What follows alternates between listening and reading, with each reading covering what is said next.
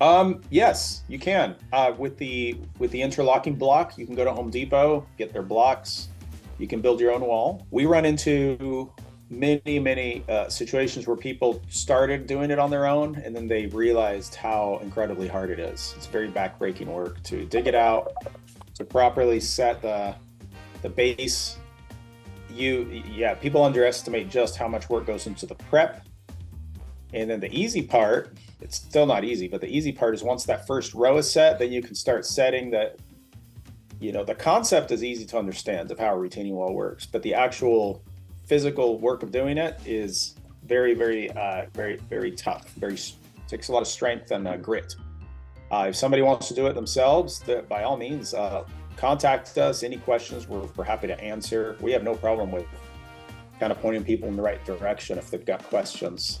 Or in some cases, we'll even do some of the back-breaking work for them. We'll set the first course. You will do some of that part of the work, and then they want to set the rest of the wall themselves. That's great. We'll do that too.